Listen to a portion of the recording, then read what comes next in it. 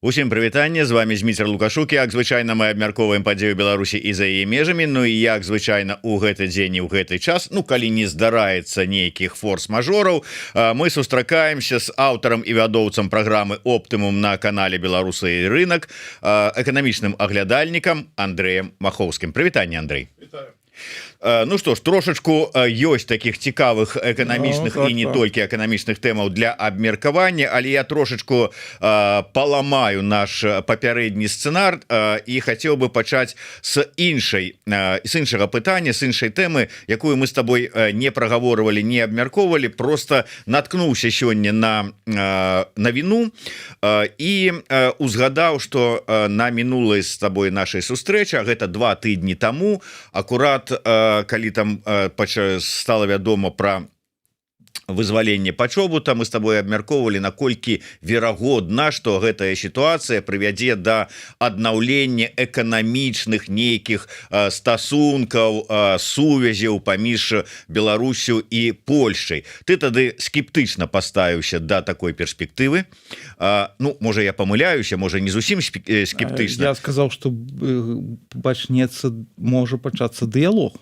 Ну так, от ты можаш как бы у працяг вось гэтай тэмы, але на фоне навінаў пра тое, што ў хуткім часе у Беларусі ізноўку завітае Джон Коул, а завітавае ён у Беларусь праз Вільню, праз Літву, і звычайна па ходу ён яшчэ там нейкім чынам вырашае ці далучаецца да вырашэння нейкіх пытанняў праблемных паміж Беларусю і Літвой.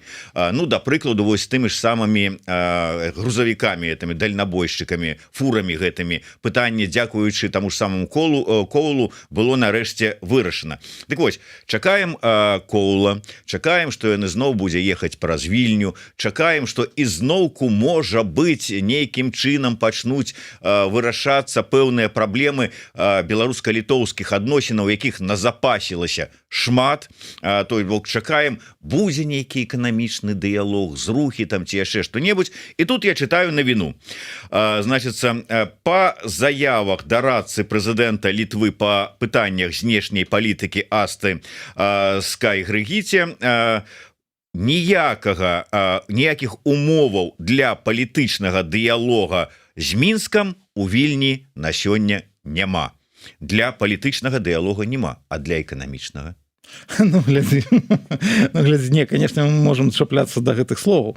Значит, глядзі, тут я казаў, што з Польшай можа пачацца дыялог, да, і вось і з Польшай учора міністр наших замежных як бы справаў Рыжанкоў, ну, не учора, ён гэта казаў на мінулым тыдні, але там учора гэта показалі, ён сказаў, што ўсё мы, ну, ўсё неяк вось Польша высоўвала умовы, яны неяк самі выканаліся. Самі сабой, так склалася. Спецыяльна гэта, конечно, не выконвалі, или неяк самі выканаліся. Нас жа ж не нагнуць. Ну, таму што там мы не выконвалі, самі выканаліся. Ну, дык а цяпер ужо ўсё, мы гатовыя з Польшай ўжо паразмаўляць, мы гатовыя паразмаўляць з Польшай там. У любой форме, на любым узроўні, у любы зручны для палякаў час. Таму Польша гэта адна гісторыя. Але Літва гэта крыху іншая гісторыя. Вось калі, можа, ну, упэўнен, што ты звярнуў на гэта ўвагу, што апошнім часам, ну, у нас быў галоўны вораг, гэта Польша. Гадамі, просто Польша была там, ну, вось это ўсё армія краёва, там, як яны там прыгняталі беларускае насельніцтва. А апошнім часам, глядзі, у беларускай прапагандзе Польша не так часта згадваецца, але яе месца заняла Літва. Вось. І з Літвой якраз, ну, я згодзін з вось гэтай дарадцай Наўседы, так, што там ніякіх перадумоваў для дыялогу няма. Таму што, ну, Наўседа казаў, што, ну, ёсць канкрэтныя чоткія умовы, да, 4 тыдні вы вытрымаеце 4 тыдні, не засылайце гэтых балёнаў воздушных, не засылайце мігрантаў, і пасля гэтага мы зможам аб чымсьці размаўляць. Але, ну, яны ж не вытрымалі, яны ж нават 4 тыдні не могуць утрымацца. То бок з Польшай яны выканалі умовы, і мы ведаем, што там міністр Рыжанкоў, дарэчы, не назваў гэтую умову по фаміліі. Вось, але мы ведаем, што гэта была умова вызвалення Пачобута. Ну, таму назваць яе по фаміліі, гэта ж, ну, ведаеш, ну, гэта прызнацца, што вы зруйнавалі адносіны з суседняй краінай толькі для таго, каб свае вось нейкія садыстычныя наклоннасці вось задаволіць, да? да, каб трымаць журналістаў у турме. Вось, а з Літвой так я не бачыў асабліва ніякіх перадумоў для таго, каб там пачаўся нейкі дыялог. Ну нічога ж беларускія ўлады не выканалі. Ну фуры адпусцілі, ну конечно, дзякую ім за гэта, але ну вы спачатку укралі, а потым аддалі тое, што вы укралі. Ну як бы гэта нельга казаць, што гэта такі нават жэст добрай волі. То бок, умоўна кажучы, бліжэйшым часам ну нейкіх зрухаў по тэме там эканамічнай супрацы, там транзіту, які ў прынцыпе быў бы выгадны і Літве, і Беларусі, там можа і Еўросаюзу, і ЗША, не прадбачыцца. Ну глядзі, ну мы не бачым для гэтага ніякіх умоў. Ну колькі разоў ужо казалі там вось зараз, вось пачнецца, вось ужо беларускія калійныя ўгнаенні паедуць праз Літву. Ну год жа пра гэта ўжо ўсе. Ой, ну вот глядзі, перадумовы. Да прыкладу, дарэчы, вельмі слушна звярнуў увагу Коршунаў на гэтую справу, што зараз апошні час колькасць спробаў нелегальных перасячэння польскай мяжы з боку Беларусі 0. Вось выканалі. На мінімуме колькасць спробаў пераходу літоўскай мяжы з боку Беларусі. Затое вал пайшоў на латвійскім накірунку. То бок атрымліваецца, ну калі катэгорыямі ворагаў атрымліваецца вораг, вось Латвія, туды вот усе высілкі. Слухай, дарэчы, вось менавіта вось некалькі вось апошніх дзён я заўважыў гэтае, што зараз яны распавядаюць пра тое, што самымі жорсткімі гэтымі прыхільнікамі фашыстаў былі латышы. О, бач, а ты кажаш літоўцы. Літаральна сёння гэта бачу вось адзін на гэтую тэму. Вось, то бок, ну тут як бы мы можам там ацэньваць колькі было мігрантаў, колькі было гэтых балёнаў таго ўсяго, але ну ацэньваць-то павінны не мы, ацэньваць павінна Літва. І калі дарацца літоўскага прэзідэнта кажа, што яны пакуль не бачаць перадумоваў, ну то значыцца яны не бачаць, то значыцца ну не выканалі тое, што ад іх патрабавалі. І зноў жа, ну мы ж ведаем, зноў жа я ж казаў, Наўседа сказаў, што патрэбна, каб 4 тыдні ўстрымаліся ад гэтага. Ну 4 тыдні яшчэ не прайшлі. Дарэчы, тут у нашага гледача ці гледачкі узнікла просто вот шокавае абурэнне тым тэрмінам, які ты выкарыстаў у дачыненні да сітуацыі з, ну скажем, подвісаннем літоўскіх фур у Беларусі. Ты сказаў, скралі. Так вот, он піша, что сделали, украли, тупим? Патлумач человеку. Вот, может ты помыляй, может ты слово не тое выбрал, как-то вот украли. Добра, узялі Лукашенко и украли. Добра, узялі ў закладнікі, гэта будзе больш прыемна, я не ведаю. Ну, можна лічыць, што ўзялі ў закладнікі. Хаця это маёмасць, а маёмасць звычайна крадуць. Вось. Ну, то бок, гэта была чужая маёмасць. Лукашенко сказаў, што я яе не выпушчу, яна будзе тут, а калі што, то мы яе прададзім з выгадай для сябе. Ну, гэта называецца кража по майму разуменню. Ніяк інакш это не назовеш. Что ты еще скажи, что вот Шариков, когда кричал отобрать и поделить, это вот как бы так само кража. Ну добра, няхай это социальная справедливость. Социальная вот. Справедливость и экспроприация, да. Няхай будет это экспроприация. Да. Дарэчы, калі все ж таки давай тады, может быть, вернемся до Польши. Вось ты сказал перад умовы тады 2 тыдні тому. Зараз ты узгадал Рыженкова, які кажа, ну вот умовы они как-то вот выканаліся сами собой, вот и мы и не хотели, может быть, а ну, раз хотели, но вот так склалася. И что теперь? Вот як он сказал, мяч на баку полякаў, что поляки зробяць? На твой погляд, вот это умоўныя краўцоўкі, якія мы чакалі, што пойдуць у Мінск-Вільня, ну это электрычкі, можа быть, все ж таки пойдуць там, скажем, Мінск-Варшава цягнікі вернуць. Ну гэта, конечно, было б для ўсіх добра, так, як бы для ўсіх нас добра, нічого дрэннага з гэтага не было, але ну я думаю, што да гэтага яшчэ трэба прайсці даволі доўгі шлях. Для гэта, ну спачатку павінен пачацца нейкі дыялог паміж Мінскам і Варшавай. Пакуль што нават дыялог не пачаўся. Таму казаць зараз, што там палякі адкрыюць пагранпераходы, што яны пусцяць гэтыя электрычкі, што там будзе менш кантролю на мяжы, што нейкі гандаль адновіцца. Ну, пакуль што пра гэта казаць зарана. Трэба, каб спачатку пачалі дамаўляцца, а яшчэ нават не пачалі дамаўляцца. Вось. Дарэчы, калі вось мы закранули тэму, мы таксама з тобой абгаворвалі, наколькі рэальна, то бок сёння больш рэальна можа быць перспектыве, можа быць паляпшэнне адносінаў з Польшчай.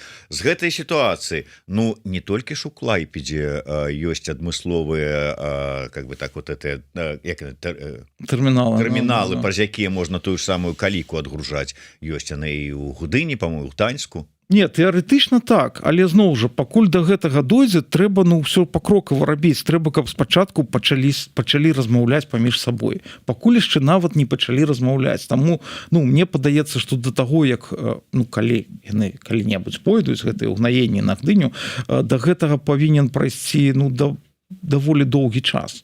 Гэта не адбудзецца там цягам тыдня, 2 тыдняў ці месяца.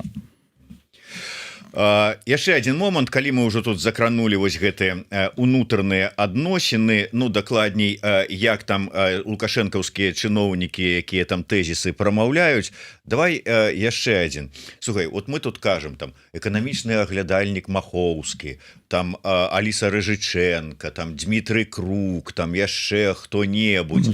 Самы галоўны эканамічны, я так разумею, адмысловец гэта Вальфович, які разбіраецца нават у тым, як трэба працаваць Нямецчыне, Польшчы, каму там ён яшчэ гаварыў, эканоміку сваю будаваць. Я ж разумею так, што ў Беларусі ўсё так нармальна, ўсё правільна збудавалі, ВВП і ўсё астатняе немцам на зайздрасць. І только што Вальфович чамусьці не стаў там этим самым, не ўзначаліў Савет міністраў, хаця навошта яму адказнасць, що это такое, ён там типа так. Слухай, гэта, канешне, яго парада, каб немцы лепей куплялі не танкі, а камбайны і трактары. Беларускія камбайны і трактары, зразумела ж, якія іншыя, да? Наогул, гэтыя ўсе парады, якія даюць беларускія чыноўнікі, беларуская прапаганда іншым краінам, гэта было б смешна, калі б гэта не было так сумна. Таму што, глядзі, там, я не ведаю, параўноўваць з Германіяй, наогул не выпадае, бо у Германіі ВВП 5 трыльёнаў долараў, калі па парытэту пакупальніцкай здольнасці гэта 6,5 трыльёнаў, у Беларусі 85 мільярдаў. Гэта, то бок гэта не ў разы, не ў 10, а ў дзесяткі разоў ніжэйшы.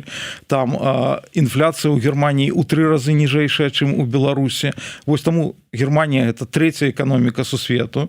Таму нават, але з Германіяй добра, але давайте, калі яны нават параўноўваюць з суседзямі, там, з Літвой і Польшчай, да, то бок нават з Польшай ужо нельга параўноўваць, бо у Польшчы Польша ўвайшла ў 20-ку, як мы ведаем, краін па памерам эканомікі, там эканоміка 1 трыльён долараў, больш за трыльён, то бок, у 14, здаецца, разоў зараз большая, чым беларуская, але Літва, маленькая Літва, у якой насельніцтва там у 3,5 разы меншае, чым беларуская, нават там ВУП большы, чым ВУП Беларусі.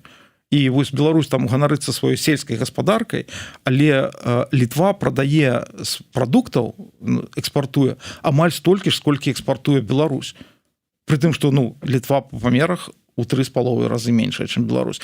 Таму, канешне, вось гэтыя параўнанні, гэта рэальна, гэта было б смешна, я не ведаю, на каго яны разлічаны. Яны разлічаны на тое, што на рэальнасць Савецкага Саюзу, калі савецкія людзі нічога не ведалі пра тое, што адбываецца за межамі Савецкага Саюзу.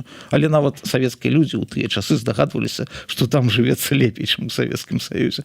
Навошта яны зараз гэта расказваюць? Я не ведаю, навошта яны гэта расказваюць. Вось.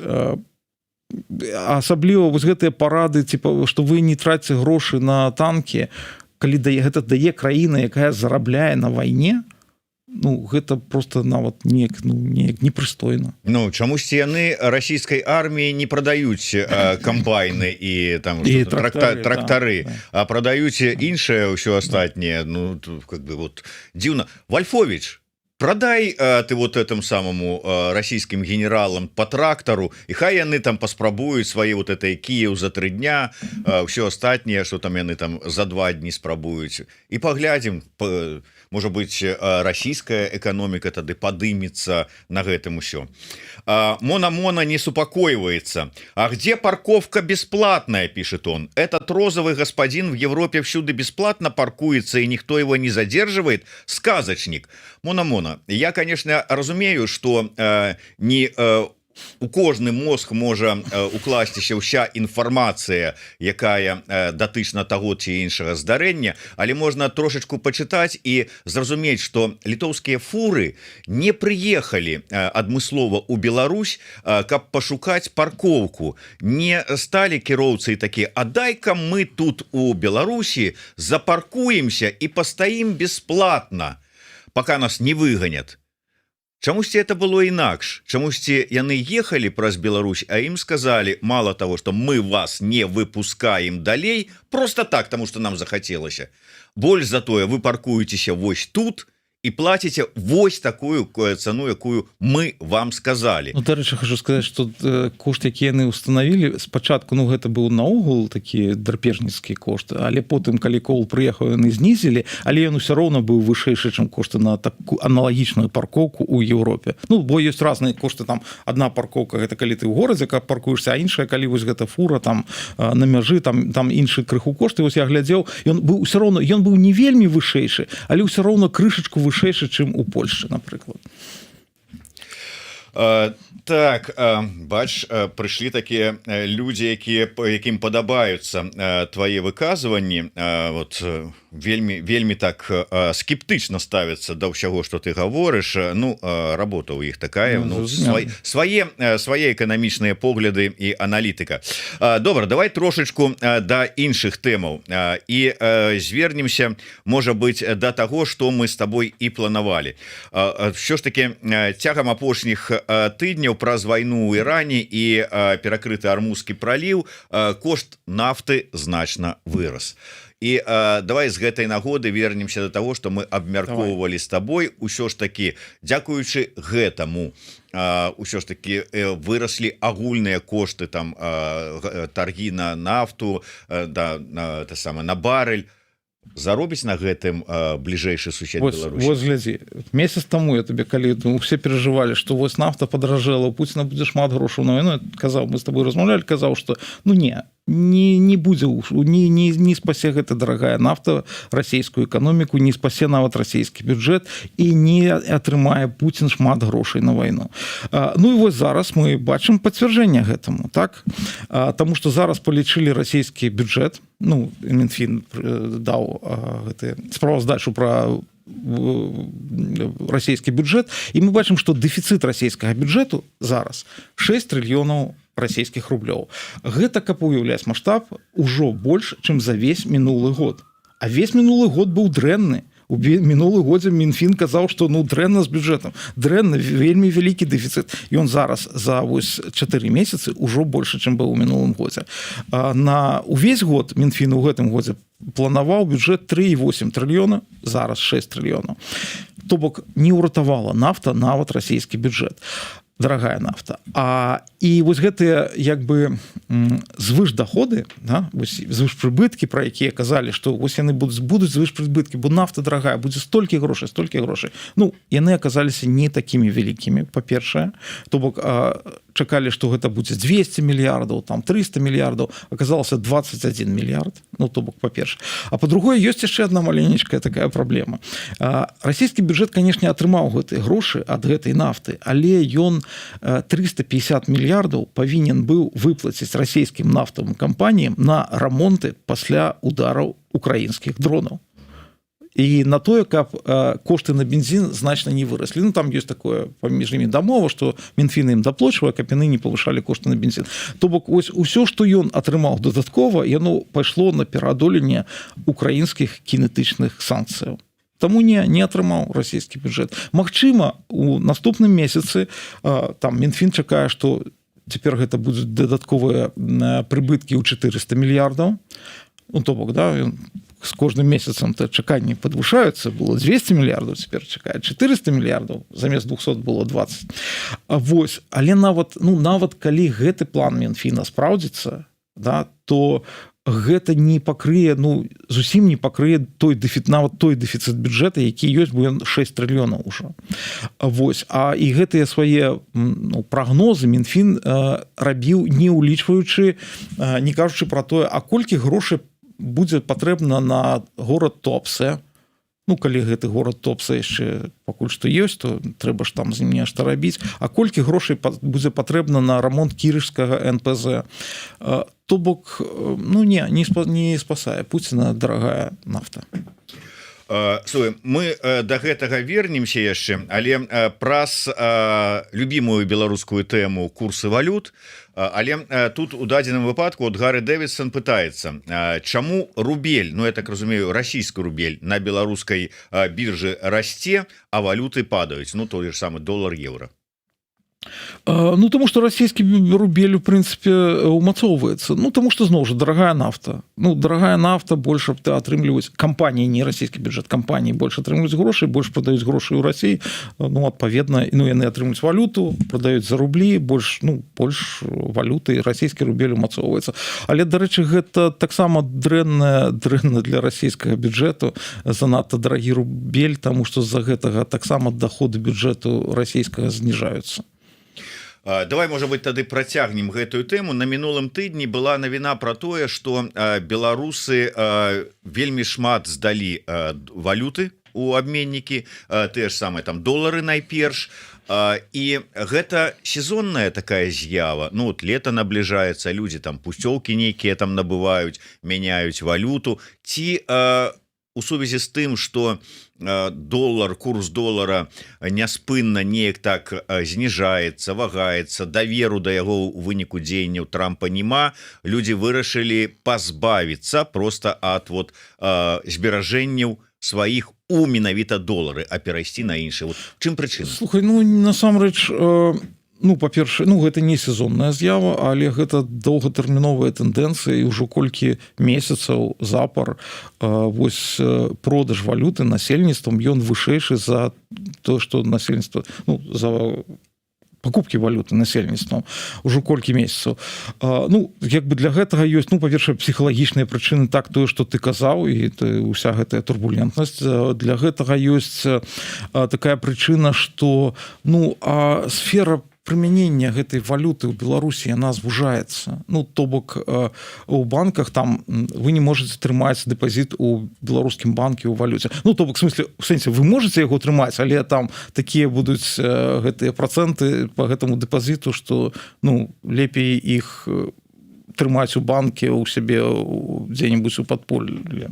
Вось таму ну сэнсу няма, таму зніжаюцца. Гэта в асноўным вось тое, што мы кажам, гэта не то, што людзі пабеглі ў абменнікі здаваць долары. Вось гэта перавышэнне, гэта перавод валютных дэпазітаў у рублёвыя дэпазіты. То бок тэрмін дэпазіта скончваецца, чалавек не прадлівае валютны дэпазіт, таму што там працэнты вельмі нізкія, і ён укладае гэта у пераводзіць гэта ў рублі і кладзе на рублёвы дэпазіт. То бок гэта людзі не, ну асноўны аб'ём вось гэты вось перавышэння, гэта не пабеглі ў абменнікі, гэта перавод дэпазітаў з валюты у беларускія рублі. Вось, ну а асноўная прычына, як я кажу, вельмі нізкія працэнты па ўкладах у валюце. Ну яны ўжо колькі гадоў былі, яны амаль што адмоўныя гэтыя працэнты, таму няма сэнсу трымаць у валюце. Усё ж таки твоя парада, сыходзячы з аналізу валютнага рынка там і ўсё палітычнай сітуацыі, ўсяго астатняга, калі мы кажам пра тое, што даверу да банкаў няма, людзі там трымаюць валюту, там зберажэнні там у розных валютах, дзесьці там не ў банках, а ў слоіках і гэтак далей. Твоя парада ўсё ж таки, як у якой валюце, ці на якіх укладах, ці якім чынам захоўваць свае зберажэнні? Час бегчы ў абменнікі ці не час? Слухай, ну глядзі, ну па-першае, захоўваць зберажэнні трэба ў розных валютах, гэта як бы ну усе ведаюць, гэта не нейкі такі новая парада, там ну у трох валютах, там долар, еўра, беларускія рублі. Ну тады вы зможаце неяк кампенсаваць страты там за кошт падзення адной валюты прост у іншай валюце, і гэта як бы такая, ну гэта вам дасць магчымасць ну забяспечыць ад абесцанення. Ну не ведаю, лепей можа што-нибудь купіць, што-нибудь нужное Дарэчы, вось з'явілася інфармацыя про тое, што у некаторых банках адбываюцца змены па крэдытах. Там скажем, что на покупку тавараў беларускага вытворчасці стаўкі тут неяк так растуць і гэтак далей. Праўда, зніжаюцца стаўкі па крэдытаў налічныя онлайн і гэтак далей. Ввогуле, наколькі давер да банкаў сёння у беларускім грамадстве ёсць, і ці раіў ты бы сам давяраць банкам беларускім? Слухай, ну глядзі, я нічога не могу сказаць наконт даверу да банкаў, тому што даследаванне такога не праводзілася, як я разумею, апошнія ўжо нават гады пра давер, ну, даследаванне, якому мы маглі б давяраць. Ну, мы бачым, што уклады растуць у беларускіх банкаў і гэта значыць, што беларусы банкам беларускім усё ж таки давяраюць, так? Ну, каб не давяралі, то так уклады б і не раслі. Гэта ж лагічна, да? Вось, мы бачым, што, ну, крэдыты, што беларуская банкаўская сістэма, яна досыць стабільная, досыць добрая, і ну я не бачу перадусім зараз ніякіх прычынаў, каб казаць, што ў Беларусі можа адбыцца нейкі там банкаўскі крызіс, абвал банкаў, ну наогул нават блізка для гэтага нічога няма. Добра, давай яшчэ некалькі такіх навін пракаментуем. З 1 чэрвеня падаражаюць некаторыя жыллёва-камунальныя паслугі. Вось такая навіна. Наколькі гэта чакана, наколькі гэта ўсё ж такі больна можа адбіцца на кішэнях беларусаў? Слухай, ну гэта рэгулярная рэч. Гэта ж кожны год з 1 чэрвеня падвышаюцца гэтыя паслугі. Ну, то бок, яны не падвышаюць гэтыя паслугі з пачатку года. Ну, гэта прычына тут простая, таму што у вас ёсць ацяпленне, да, і калі яшчэ, ну, мало того, што у вас там выраслі кошты за тое, што, ну, вы плаціце за ацяпленне, да, калі холодна, то калі яшчэ павысіць, ну, гэта будзе занадта рэзкі рост вашых вось гэтых выдаткаў на камунальныя паслугі, таму яны вось гэтыя паслугі ацяплення і гарачая вада, павышэнне коштаў на іх яны заўсёды пераносяць на сярэдзіну года, заўсёды павышаюць чэрвеня. То бок тут, ну, абсалютна рэгулярная з'ява. Там ёсць, яно разбіта на два павышэнні. У пачатку года павышаюцца ўсе астатнія камунальныя паслугі, на якія не ўплывае вось, ну, марозы, да? А з 1 чэрвеня павышаюцца вось гэтыя две галоўныя. Ну і навіна па сітуацыі на рынке працы у Мінску, правда, тут ёсць толькі паэта звесткі, так вось, потому что паведаміў камітэт па працы, занятасці і сацабароне Мінгарвыканкама про тое, што хоць па-ранейшаму шмат вакансій вольных, але за апошні час, за апошні месяц гэта колькасць вакансій скарацілася на 3000. Найперш, уже няма запатрабаванасці у некваліфікаваных працаўніках, але па-ранейшаму там не хапае медычных супрацоўнікаў, будаўнікоў, прадаўцоў, вадзіцелей і нават у сферы адукацыі і культуры па-ранейшаму таксама патрэбны там выхавацелі, дацэнты і гэтак далей.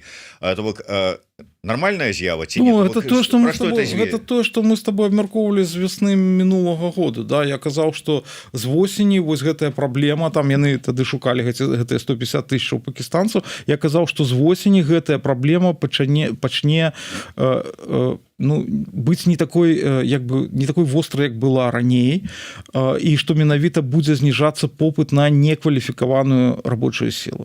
Чаму? Таму што эканоміка беларуская запавольваецца. Гэта значыць, што прадпрыемствы там, ну, прадпрыемству патрэбна менш працаўнікоў. Яны проста не наймаюць новых.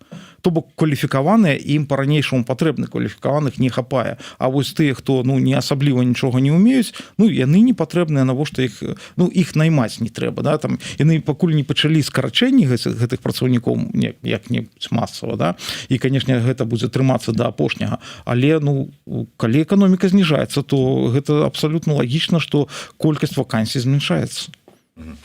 Добра, давай вернемся да нафтавай тэмы. Але праз іншы ракурс мы ўсё ж таки высветлілі, што хоць так зарабляе больш на продажы нафты расійскія кампаніі, але з-за вялікага дэфіцыта расійскага бюджэта гэтыя грошы асабліва не ўплываюць на падвышэнне дабрабыту, там ўсяго астатняга, на вайну больш грошай не ідзе і гэтак далей. Ну, здавалася, пагаварылі пра праблемы ў расійскім бюджэце з усім астатнім. А Беларусь тут пры чым? Ну вось глядзі, тут гэта цікавае пытанне, да? Шмат гадоў усе казалі, і я таксама гэта казаў, і быў абсалютна з гэтым згодзін, што для свайго беларускага саюзніка хаўрусніка у Расіі грошы там мільярд другі заўсёды знойдуцца, бо што такое для Расіі гэта мільярд другі, гэта, ну я не ведаю, на каву выдаткі, да? Але вось зараз наступаюць такія часы, калі выглядае так, што ў Расіі ўжо для Расіі ўжо нават гэта можа стацца праблемай.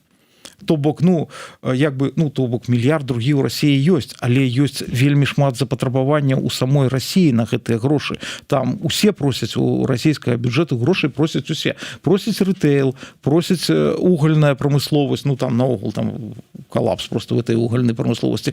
Просяць металургіі, якія, здаецца, вайна ідзе, да, там металургія павінна расці, металургі павінны зарабляць, але металургія зараз у Расіі ў крытычным стане і просяць грошай у бюджэта. Такі, што казаць, калі нават расійскія нафтавыя кампаніі просяць грошай у расійскага бюджэту на гэтыя рамонты НПЗ, нават ім не хапае. Таму, грошы мільярд другі ёсць, але на кожны гэты мільярд, які знаходзіцца, ёсць шмат жадаючых. Чарга са сваіх просто стаіць. Чарга вельмі вялікая, і тут просто, і ведаеш, даць гэты мільярд Лукашэнку, да цябе прыйдуць металургі і скажуць, а нам тоже трэба, а нам разумееш, там-то на ремонт, а тут на пацалункі. Вось менавіта, а нам яны скажуць, вось гэтыя нафтавыя кампаніі скажуць, у нас там кірышскі НПЗ стаіць разбомблены, ён не працуе. Хочаш бензіну, то трэба дай грошай на тое, каб яго адрамантаваць. Вось, таму, ведаеш, наступае такі час, калі, гэта першае, да, гэта вось першае, што наступае такі час, калі ў Расіі можа не хапаць ужо грошай на свайго хаўрусніка галоўнага. Гэта першае. А другое, гэта, канешне, расійскі стан расійскага рынку. Вось на такім выданні «План Б» выйшло такое даследаванне, дзе па выніках працы беларускіх гэтых кампаніяў, торговых дамоў, там дачэрніх кампаній, якія працуюць у Расіі, прадаюць беларускую прадукцыю. Да? Дык вось, за весь мінулы год усе гэтыя кампаніі ў Расіі атрымалі чыстага прыбытку, ведаеш сколькі? 6 мільёнаў долараў. То бок, да, вось беларускі экспорт там рэкордны, да, мы хвалімся, мы прадаем тое, а увесь чысты прыбытак не мільярдаў, 6 мільёнаў долараў. То бок, што такое 6 мільёнаў долараў? У маштабах краіны. Чакай, так нам же ж расказваюць, што экспорт, імпорт, таваразварот, усе дзела, нейкія такія лічбы гіганцкія. Лічбы гіганцкія, да, вось экспорт, імпорт, да. А калі даходзіць да чыстага прыбытку, вось тое, што атрымалі тых грошай, якія яны атрымалі, то гэта 6 мільёнаў долараў.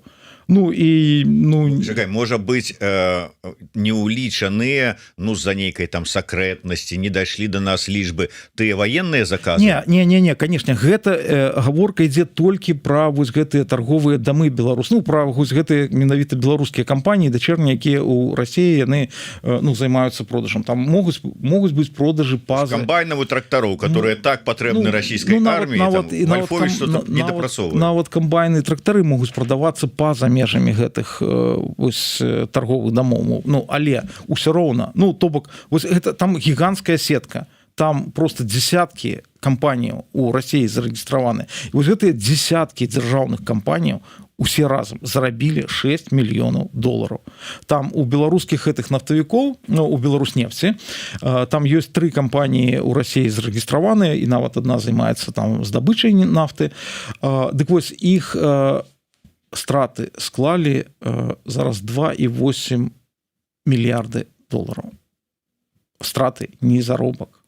То бок, вось гэта адказ на пытанне, што для нас Беларусі. То бок мы прадаем там на десяткі мільярдаў, так. Гэта вось тое, што мы сукупна прадаем. Але грошы мы атрымоўваем 6 мільёнаў. Што такое 6 мільёнаў? Слухай, я не ведаю, у маштабах краіны. Да нават у маштабах Лукашэнкі, што такое 6 мільёнаў. Ну я думаю что для аднаго прадпрыемства гэта было б нормально, але калі але гэта гаворка ідзе пра маштаб усёй краіны. У дадзенай сітуацыі тады атрымліваецца так что там с экспартам, яго не аплачваюць, ён не патрэбны, там увогуле что адбываецца? Беларуская прадукцыя, вот которая там якасная, укусная очень, там еще астатняе. Ну глядзі, ну з ім рознае адбываецца. З ім адбываецца, ну па-першае, як бы даводзіцца прадаваць танней, так. І ну вось Лукашенко, калі казаў пра цэментныя гэтыя заводы, да, ён же там прыгадаў, што беларускі цэмент у Расію прадаюць на 40% танней, чым яго прадаюць у Беларусі. То бок даводзіцца прадаваць танней, даводзіцца прадаваць ніжэй за сабекошты, каб толькі ўтрымацца на гэтым рынку. Там у кожнай кампаніі, канешне, ёсць свае праблемы, чаму там, ну вось нафтавікі нясуць гэтыя страты, таму што праблемы з нафтай, да, ведаеш, таму што нафта была танная там і не было дзе асабліва прадаваць. Вось што тычыцца, ну беларускія камбайны, якія Бальфович хацеў бы прадаваць у Германії. Я разумею, чаму ён хацеў іх прадаваць у Германію, бо ў Расію-то іх прадаваць не атрымоўваецца, бо Расіі-то яны ўжо не патрэбныя, таму што на расійскім рынке на Россельмаш не хапае месца на свае камбайны. Россельмаш вымушаны скарачаць сваю вытворчасць. Ізноў кітайцы? Па-першае, кітайцы, а па-другое, попыту няма. Попыту няма, таму што расійская сельская гаспадарка фінансава ў вельмі дрэнным стане. Яны таксама это у радок тых, хто просіць гэтыя грошы ў бюджэце, яны таксама просяць грошы ў бюджэце, але здаецца ўжо вось гэтая расійская сельская гаспадарка, яна ўжо асабліва нават так і не просіць, бо яна нават не спадзяецца, што да яе калі-небудзь дойдзе, ведаеш, час, бо ну слухай, там нафтавікі, там металургі, там угольная прамысловасць, там ёсць каму даць гэтых грошай. Вось яны ў вельмі дрэнным стане, таму яны не купляюць новую тэхніку. Ну, не купляюць у тых аб'ёмах, у якіх яны куплялі раней гэтую новую тэхніку. І, адпаведна, ну, вам няма дзе прадаваць, у вас выручка падае. Вось. Так што, ну, вось, і гэта, ну, гэта самае горшае, канешне, наступства вось гэтых расійскіх праблемаў для беларускай эканомікі. Таму што, ну, ведаеш, $1 долараў, ён бы ўсё роўна нікога б не спас. Ну, нават калі Пуцін яго падкінуў.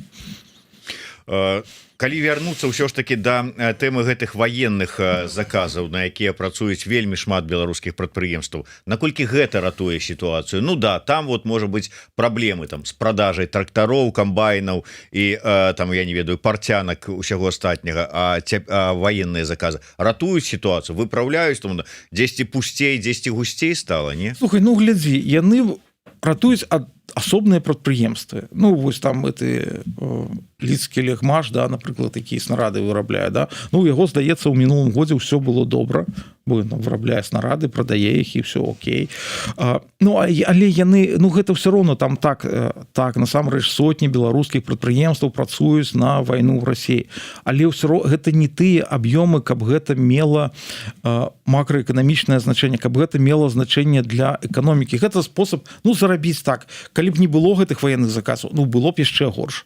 Але гэтыя ваенныя заказы не ратуюць і не могуць ратаваць, таму што, ну, слухай, ваенныя заказы нават расійскую эканоміку не ратуюць ужо. Да, дзе ж там да беларускай, дзе ж там ім беларускую ратаваць? Ну, здавалася б, у гэтай сітуацыі трэба сапраўды рабіць усё магчымае для таго, каб, ну, калі там новых рынкаў асабліва не знойдзеш, ну, вярнуцца на старыя страчаныя з-за пэўных падзеяў, мягка скажем. Чаму не робіцца гэта? Так вось, міністр Жанкоў сказаў, што мы гатовы у любой форме. Ну, мне так падаецца, што гэта ў любой сітуацыі, там Рыжынкоў ці там іншы міністр замежных спраў выходзяць і кажуць: мы гатовы. Но не наклоняйте нас, у нас свой шлях, двойныя стандарты, потым ідуць і ўсё астатняе. Не, так яны ж не просто кажуць, ну, бачыш, пачобу-то яны выпусцілі, мігранты польскую мяжу не штурмуюць ужо ну, доўгі час реально не штурмуюць, да? Я так разумею, што наогул, каб не было мігрантаў, Лукашенко па нейкай прычыне дазволіць сабе не можа. Ну я не ведаю чаму, можа гэта ўжо не ягоны бізнес нават, а бізнес таких людзей, якім ён не можа адмовіць. Вось, але ну Віктору Лукашенко можа перанакіраваць, халера яго ведае. Слухай, не толькі Віктору Лукашенко, слухай, а ты думаеш, ён можа адмовіць сваім генералам зараз? Ну як бы якія яго апора? Думаю, что не можешь, думаю, что все уже теперь нават не то, что там дядя как там старший брат с Москвы, а уже и свои вот генералы. Слухай, там показывают месца. А вось ты звярнуў увагу, калі у нас апошнім часам звальнялі якога-небудзь высоко поставленного генерала, вось каб яго звольнілі. Я не кажу нават, каб звольнілі со скандалам, а каб хаця б просто звольнілі. У нас вось гэтыя міністры, намеснікі міністраў сілавых ведомстваў, яны ўсе сядзяць на месцы з 20-го года, ніхто там не мяняецца. Ну іх могуць пераводзіць туды-сюды, але гэта перавод ну не з паніжэннем дакладна, да? Калі Карпенкова перавялі там, то яго ж не панізілі, яго як бы наадварот павысілі. Таму ну так, шчыра кажучы, я думаю, што Лукашенко ну не тое, каб ведаеш генералы там яму казалі, ну так Саша там рабі вось так, не, а я думаю, што ён як бы сам крыху апасаецца занадта іх ведаеш гневаць. Ну что ж, я думаю, что асноўныя, так бы мовіць, эканамічныя пытанні абмеркавалі. Скажи мне, кай ласка, все ж таки ты у нас грамадска актыўны чалавек, галасаваць на выборах координацыйную раду будешь? Ну, не ведаю, насамрэч. З пункту... Ну, здаецца, мне ніхто зараз пакуль што не можа там прагаласаваць, як я разумею. Ужо ўсё, распачалі працу, да, вот ужо так гадзіна плюс-мінус ужо можна галасаваць. Але не. Я падумаю над гэтым пытаннем.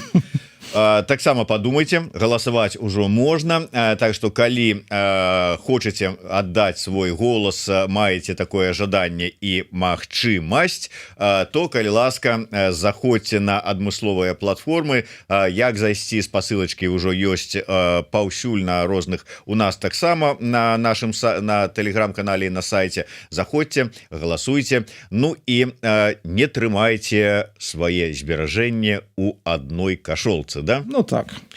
Дякую вялікі. Андрей Махоўскі, аўтар і вядоўца праграмы «Оптымум» на канале «Беларусы і рынок», быў у нас у рэгулярным эфіры.